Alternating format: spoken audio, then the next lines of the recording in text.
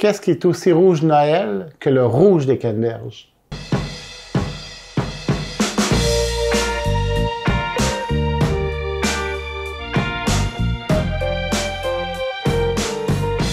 Bonjour tout le monde, cette semaine vous aurez deviné qu'on cuisine la canneberge. Alors grâce à Emblème Canneberge qui m'a fourni plein de canneberges, j'ai le plaisir et le privilège de vous présenter des recettes à base de canneberge.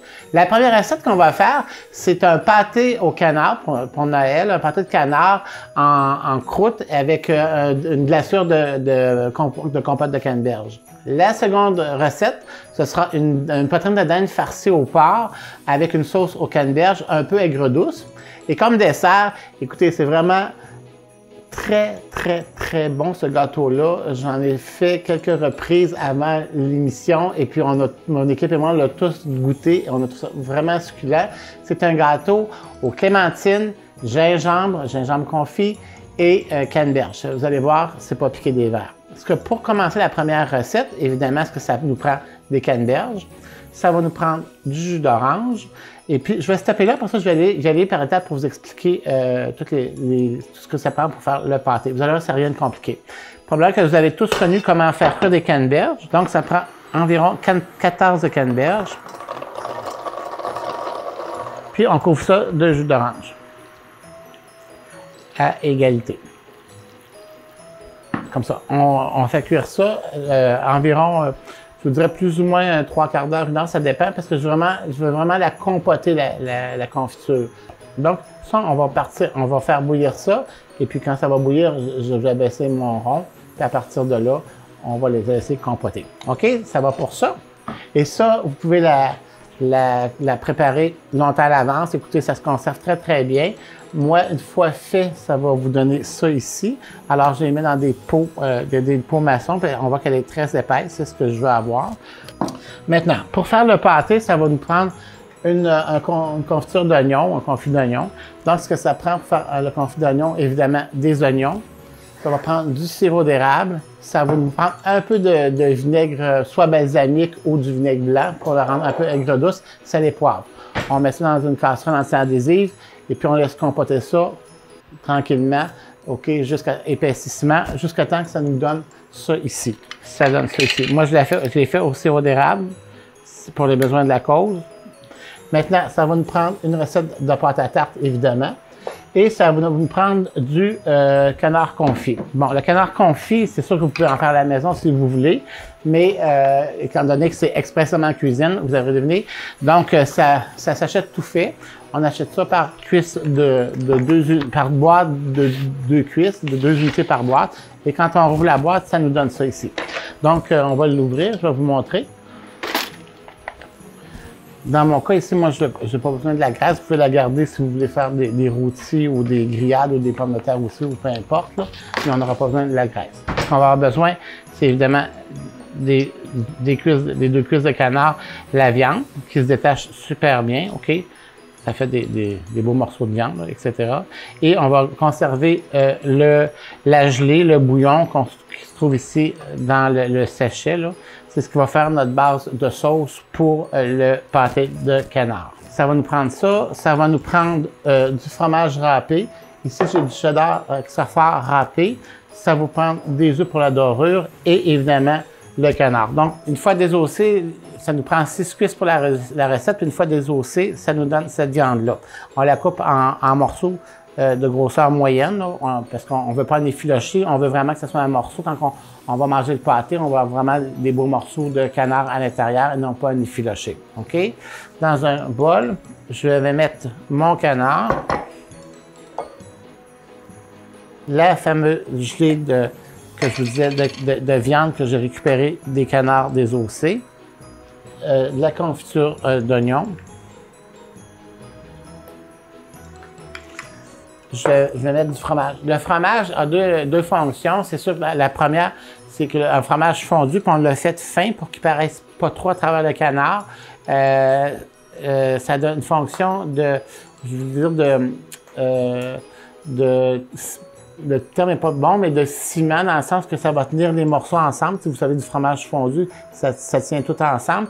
Puis ça, c'est pour une raison. Et la seconde, c'est que le fromage va amener une texture crémeuse, moelleuse au pâté, parce que vous savez que du fromage fondu, c'est toujours crémeux, c'est toujours onctueux, donc c'est ce qu'on veut avoir. OK? Donc, on va rajouter du fromage à l'intérieur du pâté. On va rajouter, parce que le fromage, c'est ça qui donne une onctuosité, un côté crémeux, mais le bouillon va liquéfier, lui, en chauffant, il va venir liquide et on veut quand même que ça donne une texture de sauce. Donc, petit truc rapide, la fameuse veloutine, pour pas faire de publicité, on vient d'en mettre à l'intérieur. OK? Et puis, en chauffant, bien, la veloutine va faire son action, va épaissir. Donc, ça va faire du canard, non pas baignant dans une sauce. Parce que le but de ça, c'est pas de faire comme un pâté au poulet, loin de là, mais c'est de faire un pâté de canard qui se tient, qui est onctueux, qui est très riche en morceaux de canard à l'intérieur. C'est ce que je veux. OK? Donc, on va brasser tout ça.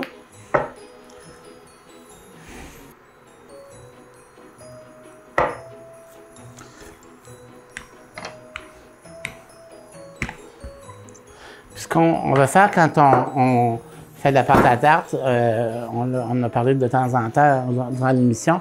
Je ne sais pas si la caméra peut voir, mais ici, on voit tous les filaments de blanc là, à travers la farine. Et ça, c'est quand on a fait le sablage de la pâte. Alors, en sablant la pâte, la graisse est bien répartie à travers la farine. Et puis, en la mouillant, bien, les couches de graisse se sont agglomérées ensemble, la farine aussi. Ce qui fait en sorte que quand on les tire, la pâte, elle s'étire. Puis quand on va la faire cuire, bien, la graisse va se fondre, inévitablement.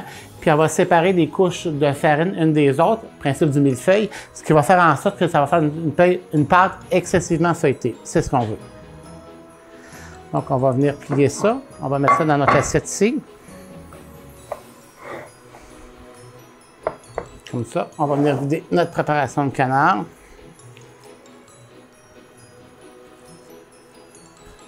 Ça, c'est fait. Puis, je vais venir rouler le dessus de la pâte qu'on va quadriller pour que la préparation de canneberge, une fois le pâté une fois cuit, la canneberge puisse rentrer un peu partout. Vous allez comprendre quand je vais le quadriller. Là. Bon, on laisse comme ça. Bon, on vient taper le bord pour qu'il soit bien. Je vais venir enlever le surplus de pâte tout autour. Donc, le principe des dents, c'est qu'on prend deux doigts avec le doigt qui pousse comme ça. Donc, je viens ici, je pousse le doigt comme ça, et ainsi de suite. Après ça, on va venir dorer à l'œuf. On va prendre un œuf. Si toutefois, vous pourriez le préparer tel quel, le congeler, puis au moment de Noël ou à une autre occasion, vous le dégelez un peu au réfrigérateur et vous le passez au four à 350 environ. Ça dépend s'il est encore gelé ou pas, peut-être 1 heure, 1 heure et demie, plus ou moins, dans le bas du four. Donc, ça, c'est fait. Donc, soit qu'on le congèle, comme je viens de dire, ou qu'on le passe au four. Moi, je vais le passer au four, 350 environ, plus ou moins 1 heure. Et puis, quand ça sera fait, on fera chauffer notre confiture de canneberge, puis on va l'étendre dessus au moment de servir. Ça fait que maintenant, on va faire notre poitrine de dinde farcie au porc et au canneberge. La compote de canneberge est prête, elle a vraiment réduit, elle est vraiment compotée. Vous voyez l'épaisseur, c'est vraiment, quand on passe la spatule, tout se ramasse. Donc, c'est assez épais. On va la sucrer. C'est toujours un peu embêtant, dépendamment des canneberges, là, puis tout ce qu'ils ont eu comme soleil, puis tout ce que vous voudrez. Donc, pour voir la quantité de sucre à mettre. Mais normalement, c'est à peu près ça ici. Donc, j'ai mis environ 1 tasse de sucre. Parce que, comme je vous disais, je ne veux pas l'avoir trop sucrée parce que je veux la mettre avec de la viande. Pour la deuxième recette, ce que ça prend. Donc, évidemment, ça vous prend une poitrine de dinde pour la recette faire la recette, ça va de soi. Ça va nous prendre ici un filet de porc. Ça va nous prendre des légumes, du bouillon de poulet. Ça, c'est la première étape. On va faire un cylindre de viande, OK, vous allez voir, avec ça qu'on va faire cuire dans le bouillon avec les légumes. Une fois que ça va être cuit, on va faire une sauce au canneberge avec ça qui sera faite avec de la cassonade, de la farine, du vinaigre, de la fécule de maïs et de la moutarde sèche. Et des canneberges, évidemment. Donc, on va commencer par ranger notre filet de porc parce que je vais enlever le gras ici qui est ici autour. Donc, je vais juste enlever tout ça, parce que si on n'enlève pas ça, des fois, ça fait, quand on le mange, ça fait un peu coriace, puis on veut vraiment pas ça. Je vais mettre ça de côté. On va prendre notre poitrine de dinde. Celle-là ici, j'ai trouvé, c'est une poitrine de dinde avec l'os. On va se servir de l'os pour faire le bouillon pour la cuisson. Donc, on a juste à venir enlever, c'est comme une poitrine de poulet. On vient le long de l'os ici.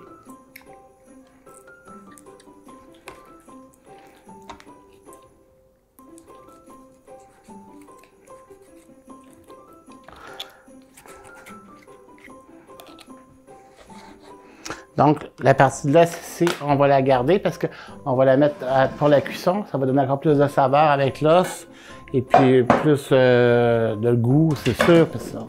C'est important, c'est de trouver le goût. OK, donc notre poitrine de dinde, on va l'aplanir, OK, comme un steak à peu près. Ça fait que je vais venir juste enlever ici le fameux nerf qu'on voit souvent autant dans les poitrines de dinde que de poulet. Le petit nerf ici le long de la poitrine. Bon, je viens de venir ouvrir la poitrine de dinde en portefeuille. Donc, on part de la partie la plus mince à la plus épaisse. Donc, on s'en vient comme ça. Mais on ne coupe pas complètement. On fait juste ouvrir, OK? Comme si c'était une enveloppe.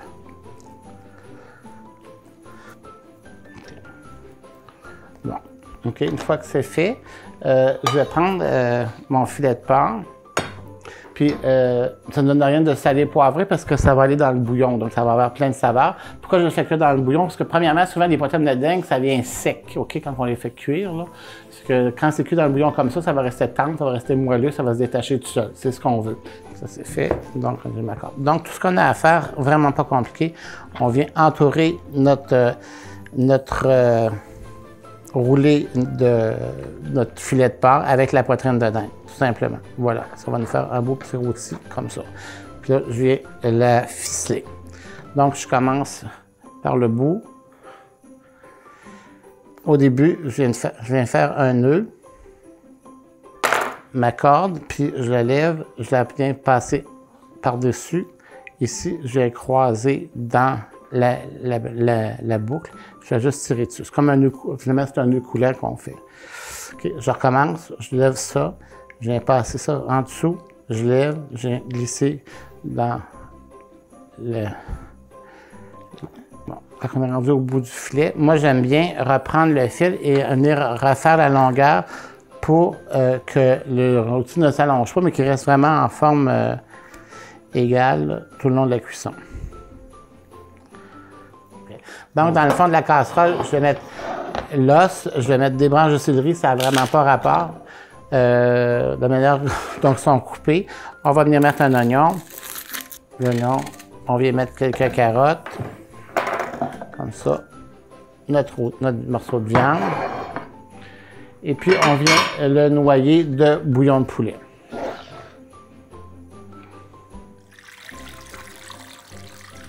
Ceci étant fait, on le couvre. Puis on envoie ça au four comme ça. On peut partir la cuisson à 375-400, mais au bout d'une demi-heure, on le baisse quand ça commence à chauffer. Puis on abaisse la température à 350, environ, je vous dirais, à peu près 2 heures. Après 2 heures, OK, là, ça nous donne ça ici. Ça nous donne le petit rôti. Est-ce que je vais venir enlever les cordes?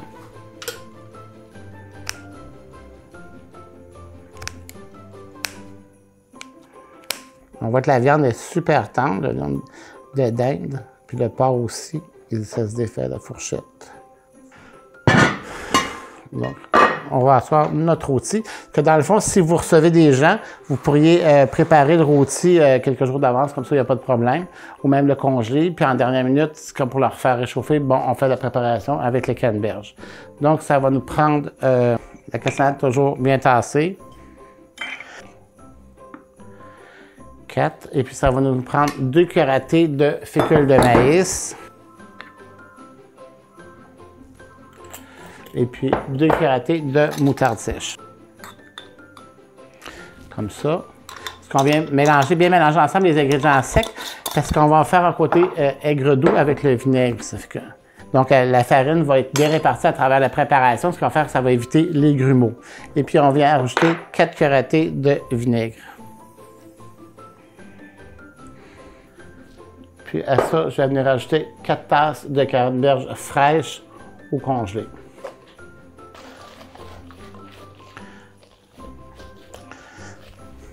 ne sais pas si vous voyez, mais je veux vraiment que ça devienne comme une pâte. Je veux que ça l'enrobe le rôti. Je veux que ça le garnisse. Je veux que ça devienne comme glacé, OK? Donc, c'est ce qu'on veut. La préparation, vous voyez, elle devient comme une pâte, là. Puis c'est ça que je veux. Donc, je vais mettre ça par-dessus mon rôti. Ça va aller comme ça. Parce que le rôti, je vais le couvrir. Je mets ça au four 350. Je vous dirais peut-être 45 minutes, 1 heure maximum. Et puis là, on va aller faire notre fameux gâteau clémentine et gingembre. Avant de préparer la recette de gâteau, je vous propose d'aller rencontrer M. Vincent Godin, président d'Emblème Canneberge, qui va nous parler de ses fameux fruits, les canneberges. Bonjour, M. Godin. Je suis vraiment content de vous rencontrer en vrai et de rencontrer votre usine et vos fameuses canneberges qu'on va cuisiner durant cette émission-ci, de cette émission de Noël-là. Bonjour, Michel. Bienvenue chez Emblème Canneberge. Bien, ça me fait plaisir et puis c'est un beau privilège d'être ici. Alors donc, les canneberges, ça vient d'où, ça, des canneberges? La culture des canneberges a commencé autour des années 1820-1840 dans le Massachusetts. Okay. C'est là que ça a commencé de façon plus industrielle, moins artisanale. Puis ça s'est déplacé ensuite de ça au Wisconsin. Puis le Québec est arrivé au début.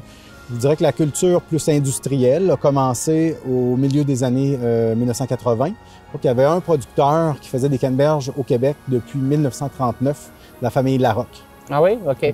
Puis, mais les canneberges, ça pousse comment, ça? Donc, les canneberges, ce qu'on a en tête quand on pense aux canneberges, on voit les images où les canneberges flottent dans l'eau, mais ça, c'est seulement pour la récolte. Okay. Pour la culture de la canneberge, ça ressemble un petit peu à un tapis. Donc, c'est des plants qui sont au sol. Puis, tout le long de l'année, ça pousse vraiment là, dans le sable, au sec. Donc, c'est un mythe de penser que la canneberge va utiliser beaucoup d'eau. Okay. Ça pousse vraiment dans le sable, dans un sol qui est très, très sec. OK. Est-ce qu'on peut dire, c'est pour les gens qui n'ont jamais vu les plants de canneberge, est-ce que ça s'apparente un peu aux plants de bleuets, peut-être? Bien, de bleuets sauvages, pas les plants de bleuets cultivés qu'on peut voir en autocueillette là, dans notre coin au centre du Québec, mais les bleuets sauvages du lac Saint-Jean. Les canneberges, bon, on les voit dans ce temps-ci en décembre, à partir d'octobre, on voit des canneberges, des sacs de canneberges dans nos épiceries un peu partout, mais c'est-tu disponible à l'année longue, ça, des canneberges? Donc, au Québec, on fait, c'est la même canneberge, mais on a des canneberges de transformation, puis des canneberges pour le marché du fruit frais, la canneberge fraîche. Okay. Donc là, ce qu'on a ici derrière nous, c'est des canneberges de transformation. Ça a été récolté avec les équipements au champ là, qui sont faits pour être vraiment très efficaces. Donc, on va pomper les canneberges. Pour ce qui est du marché du frais, c'est une récolte qui est beaucoup plus douce.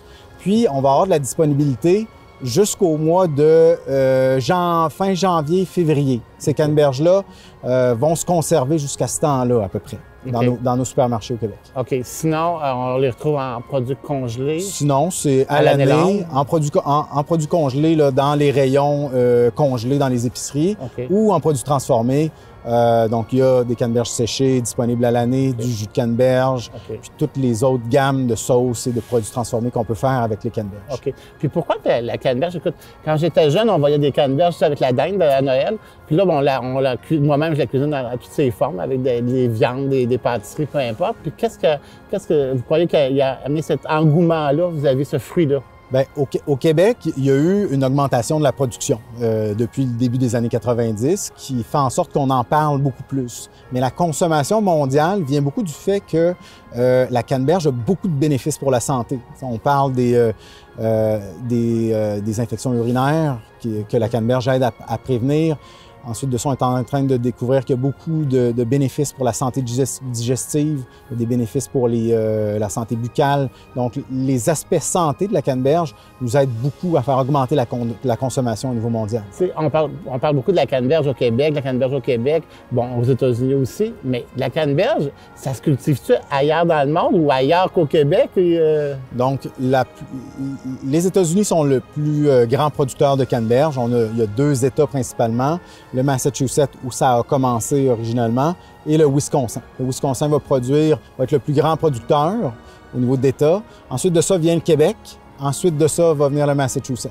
Mais au niveau du Mass, à cause des changements climatiques, de la température qui augmente, il commence à avoir de plus en plus de difficultés à produire de la canneberge de qualité au Massachusetts. Donc, il y a une espèce de migration vers le nord de la région optimale pour produire les canneberges. Puis le Québec est vraiment au cœur de la région idéale actuellement. Parce que nous autres, on va aller faire un fameux gâteau canneberge, clémentine et gingembre. Vous allez voir, c'est pas piqué des verres. Puis merci beaucoup de nous avoir accueillis chez vous. Bien, merci Michel, tu es bienvenu n'importe quand, puis j'ai bien hâte de voir ce gâteau-là. Merci bien, au plaisir. Pour la recette de gâteau, ce que ça prend, finalement, c'est un gâteau au beurre un peu traditionnel, mais il est vraiment très beurré, vous allez voir. Beurre oblige, c'est sûr. Ça va nous prendre du sucre, ça va nous prendre de la farine, ça va nous prendre des œufs, ça va nous prendre de la poudre à pâte, ça va nous prendre du gingembre séché, un peu de gingembre séché, ça va nous prendre un peu de gingembre confit, ok? C'est le gingembre qu'on peut acheter très sucré, là, très enrobé de sucre, ok? Ça va nous prendre du zeste de clémentine et ça va nous prendre 8 clémentines. On prépare le gâteau et puis vous allez voir, il est vraiment bon. Alors, on part le batteur. Je vais verser le beurre. Donc, ici, on va mettre le beurre. On va mettre une tasse de sucre. Je vais verser une tasse de sucre. Et puis, je vais mousser ça un petit peu avant de rajouter les œufs.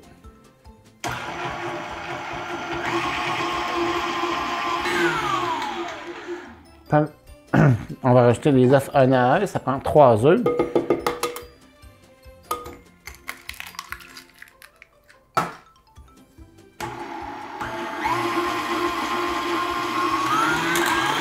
Et on va bien mousser parce qu'on va avoir vraiment une texture légère de gâteau, parce que quand même c'est assez lourd avec les clémentines. Donc on va y donner beaucoup d'air pour que ça soit le plus aérien possible.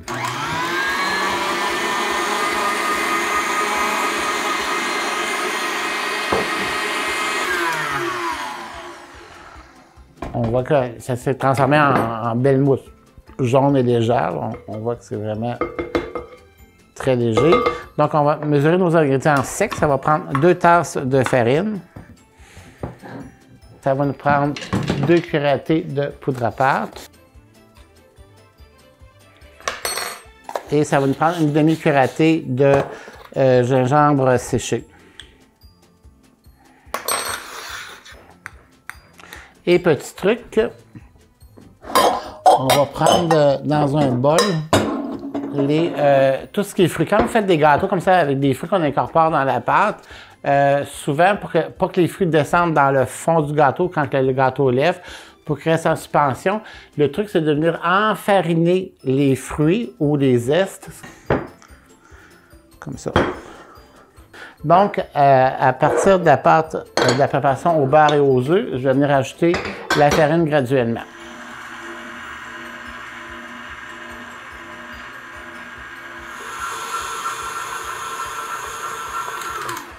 Donc, on a une belle pâte à gâteau, c'est fait. On enlève ça de là. Cette étape-là est faite.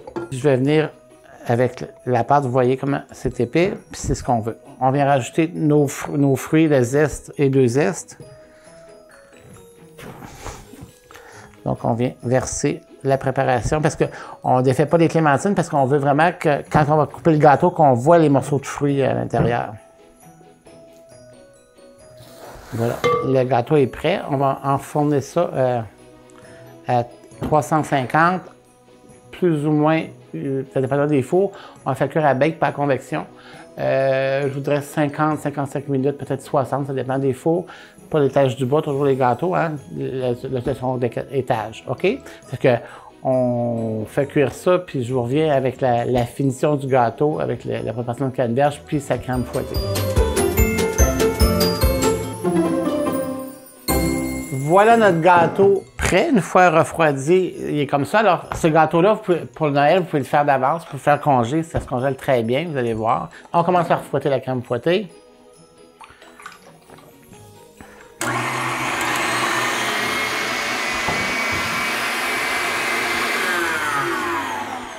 Alors, quand notre crème est presque finie de monter, on va rajouter notre pudding instant, la moitié d'un sachet pour un 500 ml de crème.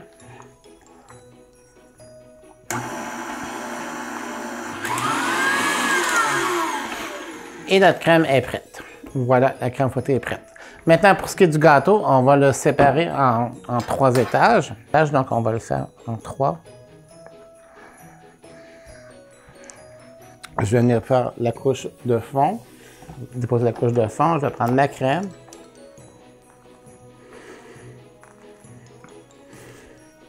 On va venir remplir ça de canneberge.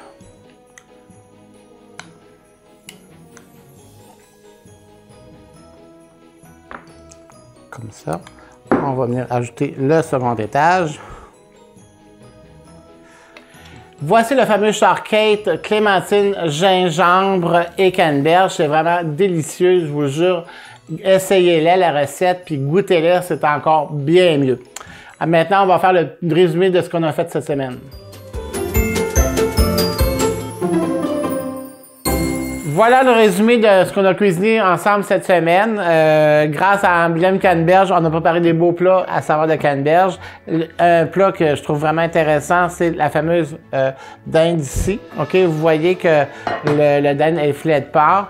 Ça a tout comme glacé, la sauce, c'est vraiment bon. Puis ça vous avez un coup de aigre doux là, avec le vinaigre qu'on a rajouté dedans, avec la cassonade. C'est vraiment très, très intéressant ce plat-là. Avec une bonne purée de pommes de terre et céleri rave. Une petite magie de Noël. On ne faut pas oublier notre gâteau que j'ai abondamment parlé. Je pense que vous avez compris que ça vaut la peine de le faire et d'y goûter.